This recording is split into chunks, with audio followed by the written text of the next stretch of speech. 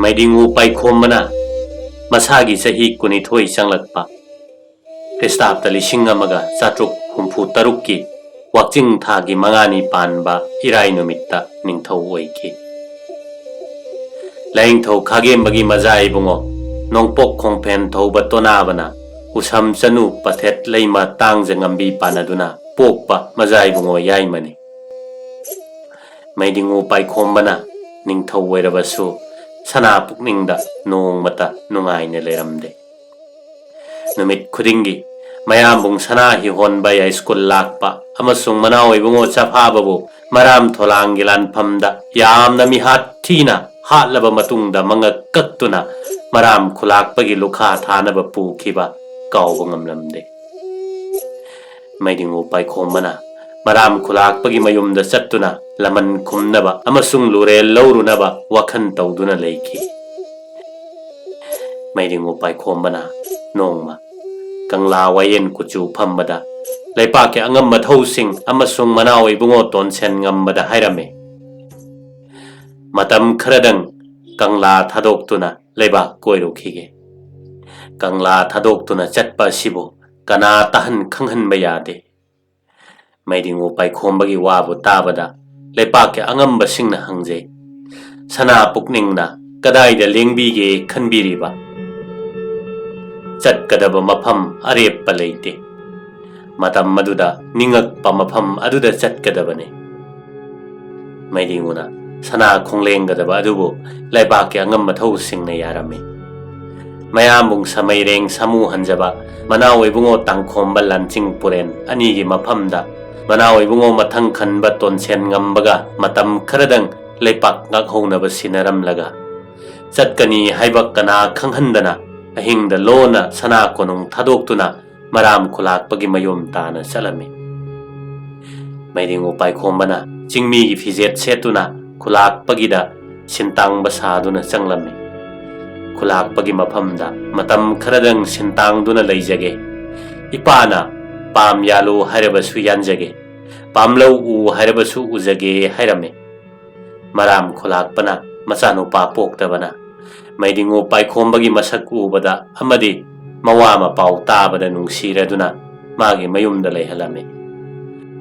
maram khulakpagi mamom masak matau changkhonbi inga lei kaubi ama leirame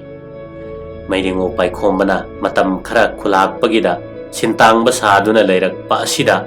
inga leiga nungsinaраktuna achetpa mari leinaba horaklame nongmagi numit amada Meidingu Paikhomba inga leida wa mata haige nahak kanada su takthok loi wasa u hairame Meidingu Paikhomba inga leida sak taklame nahak kinayumda sintang duna leiriba ayasi chingmi hau pakhang natte Meitei Ningthourol Paikhomba Meitei Ningthourol machagi makokani napa khulakpana lukha thanaba thamli haiba pau phangbadagi makok ani adu lowba lakpani nahakna makok ani adu masak khanglabadi tao madu puraga nahak su sana konungda chalasi hayeng konung yauraga nahak pu leimaren hapkani inga leina Meidingu bunung siraduna Meidingu Paikhomba haiba pumba yaduna mayambung sana hi honba amasung manawi bungo saphabagi loren adu masak taklame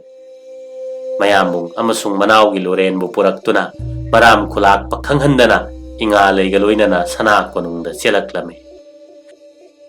Meidingu Paikhomba inga leida wasakhibagi matungina leipaki leimarel haptuna phambal tongnaba thaurang taurame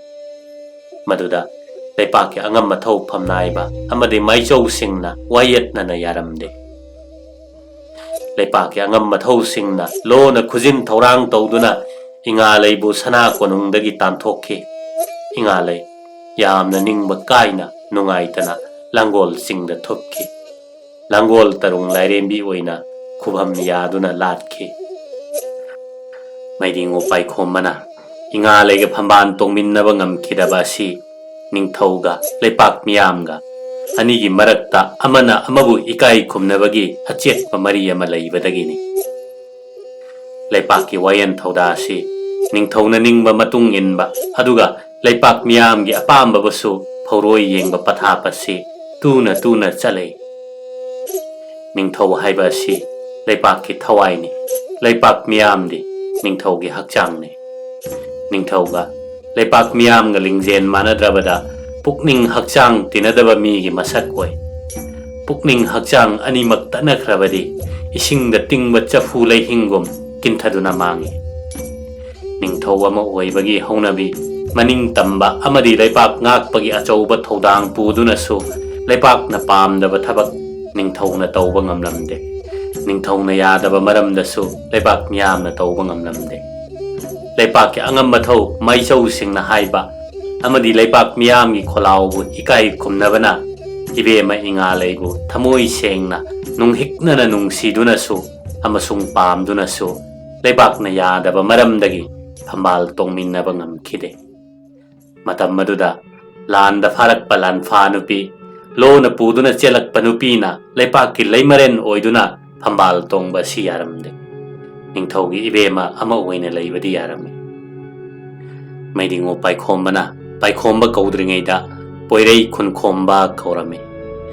Meidingu Paikhomba na senbi kabogi upai kon paikhu lamdamda lantaduna upai kon paikhu gi ningthau lakyabu maithiba piduna lan ngamlakhi paikhu ningthau lakyabu ngami haiduna poirei khunkhomba kaurambadagi Paikhomba haina ming hongduna kaukhi paikhu gi lan loiraba matungda khagi leipak talantaduna khagi ningthau somnong bungamlakhi Meidingu Paikhomba na nongpok lomgi lan loiraba matungda nunghirei thongnangda lantaduna thongnanggi support naran kauba bulan ngamlakhi Meidingu Paikhomba na howam chanu ponglen khombi luhongduna Kristap talising amaga satruk humpuni pangi sajibu thagi mangani panba numitta leimarel haptuna phambal tongname phambal tongba kummasida nungkom da lantaduna nungkom gilo chingba wakching tong pharaklame nungkom gi mathangda kuyong thangda lantaduna lanpha yamna pharakhe Kristap talising amaga satruk marifu mapangi poinu thada tonsenda lantaduna makhoi gilo chingba ponglepu pharakhe lanpham maduda kaisam sengloi leisang them sangai langmai them sugunu makhoi ahum mathwai tha khirame Kristap talising amaga satruk maribudra mathoida sajibu thada kabodagi sagol lot ama thoraklame sajibu tha simaktada mogal chek chaba machin manauga konok tanyaiba amagana arbi sagol ama puraga thorakhi sahi asigi loiselakpada khanpok talantaduna lanpha tarani thoi pharakhi lan asida lekmabam nukan pasi khirame wakching thada Meidingu Paikhomba na leimaren ponglen khombiga nongmai chingda lai khurumba chalami Kristap talising amaga satruk humbudra humdoigi inga thagi mangani panba thangjanumitta Meidingu Paikhomba gi manawi bungo tonsen ngambana lowba ngangbam chanu ngai khong ngambina sarai rongba poi sarai rongba pokpa sahi asida monthaida lantaduna lanpha tara pharakhi Kristap talising amaga satruk humbudra mari ingagi kuntarukni panba yumsa kaisanumitta Meidingu Paikhomba gi mabai bungo nongpok khongphen thoba tonaba sikhi mabai bungo leikhidaba kummasida sekwai khangpok ta lantabada lan ngamduna lanpha tara humdoi pharakhi lan aduda akam akoksha moirang them nakon sihokhi aduga sana sumang hokhi Meidingu khagembana yumlakta asibagi mang oirambabu khungi mapanda hongdok hankhiba aduda sithaduna hongdok haudana yumlakta mang adum oiba makhaibo amuk Meidingu Paikhomba na sanaya thang piduna yumlaktagi khun mapanda hongdok halame Kristap talising amaga satruk humbudra nipangi kalen thagi tara marini panba sagol sen numitta laika sa laining thogi pura saba loiduna sangarame sahi asigi inga thada moirang themsa sagol sen hanjaba luwang na luchingduna nongkon dalantaduna lanfa kuntra pharakhi matungda anan dalantakhi anan lan loiraba matungda hijam nongthon bana luchingduna sasun dalantaduna sasun gi luchingba yauna lanfa mayam ama pharakhi mayang khangda sulantakhi Meidingu Paikhomba su lai da nupi thajaduna luhongba asi taurame.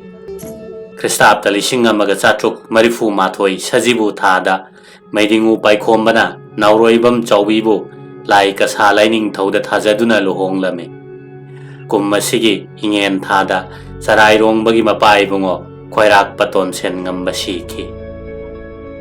Kristapta lising amaga chatruk marifu humdoigi sajibu thada lontaida lantaduna makhoi gilo chingba khamarong yauna lanpa kunthra taruk pharakhi. Meidingu Paikhomba masamakna lanching puren oiduna kabogi namphauda lantaduna lan ngamlakhi.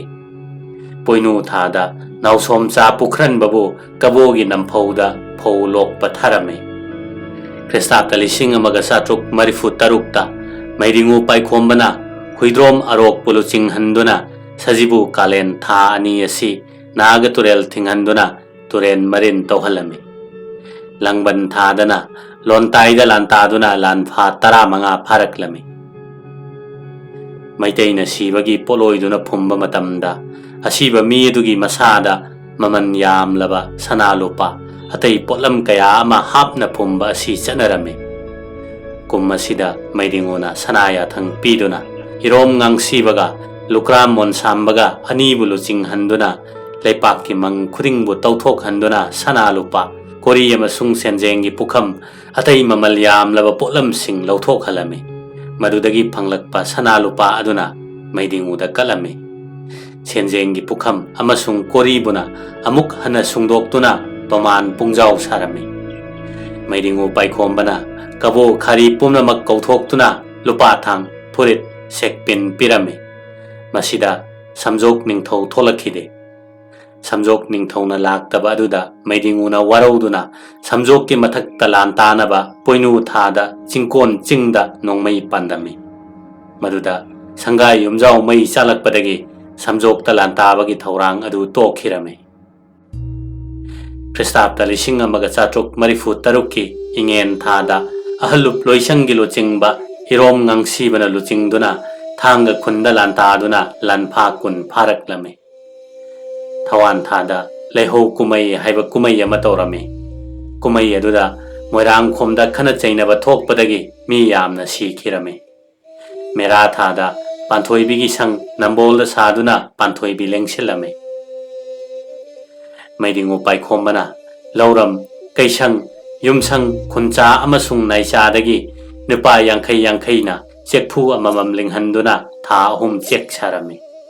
Konunggi akoibabu chek na phara kon koirame. Kristapta lising amaga chatruk marifu nipangi wakching thada charai rongbagi ibema ahan haiwam chanu sekhi. Sagol semba hanjaba luwang na luchingduna awa nongphauda lanlumba chaloi. Maduda nongphaugi luchingba khoi khurang yauna lanpha taramari pharakhi. Hiangaigi marini panba nongmaijing numitta hijamcha nongthonbaga nauremcha pukhranbaga makhoi anina luchingduna nongphauda phauyaiba chalame. Nongphaugi phau pumnamak kaida chansellamlaga halakhi. Kristapta lising amaga chatruk maribudragi hiangai thagi kunithoini panba thangja numitta charai rongbagi ibema sapam chanu nungthil saibina majai bungo pamheiba poi. Kummasida oinam cha selungba amasung achoiba hanjaba luwang makhoi anina luchingduna loisang taragi lanmi puduna lamthon amasung sagangda lantarame. Lan aduda nausem pangara sihokhi. Kristapta lising amaga chatruk maribudrani thoida samjokna lan horakpadagi Meidingu Paikhomba masamakna lanchingduna meragi tarani thoini panba yumsa kaisada samjokta lantaba khonglenghlami. Samjokki lan loiduna halakpada hiangai thada sana konungda thunglakhi. Meidingu Paikhomba na sana konungda halaktuna leiraba matung tha marom leiraga samjokna amuk irang horakhi. Samjokki irang adu namtharunaba wakching thagi marini panba nongmaijing numitta nausemcha pukhranbaga langmai themna harup lakpa anina luchingba lanmi tengolama puduna samjokta lantaba chalame. Handaki khongchat asidadi samjokki mathakta yamna kanna lanta sinduna samjok mayam ama pharaklami. Loinana chung thang nongmai piyong sagol na chingba mayam ama lolakhi sanjoki lan loiduna halaklaga potha bata ngairingai awana lan karakpagi pau amuk laklami Meidingu Paikhomba na nausem cha pukran maga langmai cha na harup lak pamukhoi anibu amuk hanna achouba lan mi tengol amaga awana lan karakpa dubu thengnana ba tharame luchingba ni na ningthi khongban yauna awa lan tan ba chalame lan tan ba chatpa sida ningthi turen mapanda hobom koiremba amasung laiton jam tora si hauki Kristap talising amaga chatruk maribudra humdoida angom ningthau lampel ngambabu samjok ki phau yai ba tharame matam masida taret lokchau ising chawbadagi nungna thong saduna lalame samjok ki law lok paloiraduna Meidingu gi mangsada leiba phaukaida phauyam ado chansil lamlaga halakhe samjok asi Meidingu gi loilam oibana samjok ki lawyam pumbadu Meidingu na panarame samjok ki mina lamhen tu henduna phau lok pa yaurabadi makhoi bo phaduna purai natraga chairak pirame Kristap talising amaga satruk maribudra marigi hiangai thada Meidingu Paikhomba masamak na chatuna samjok ki phau yairame samjok na lamhen tu henduna phau khorambagi damak samjok ki mathak talanta khe lan aduda samjok mapan pharake loinana sagol ani su lolakhe Kristap talising amaga satruk maribudra mangagi hiangai ithanen nongmaijing numitta Ibomcha Nong saibina mazai bungo aton baloyom bapoi Kristap talising amaga satruk maribudra tarukki inga thagi kuntaret ni panba irai numitta pamahibagi mama Ibomcha Nong saibi nongaki ya school lak pacharai rong bana Ibomcha Nong saibi leikidaba matung ingen thagi tarani pani panba irai numitta nungbi tingtau dalan taba chalame nungbi tingtau gilanda makhoi gi khulakpa lam tareng pharaklame chahi asigi poinu thada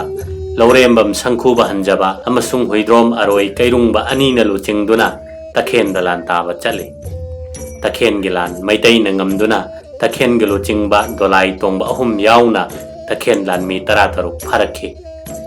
Meidingu Paikhomba sana haktakta pacha hanba phamdau phamlup lublakpa phammasi nauna hapchilame Meidingu Paikhomba na chahi kunthani thoi ningthau oina palamlaga Kristap talising amaga chatruk maribudra taret ki wakching thagi kunipani panba sagol sen numitta nongaki Meidingu Paikhomba chahi 26 punsi ki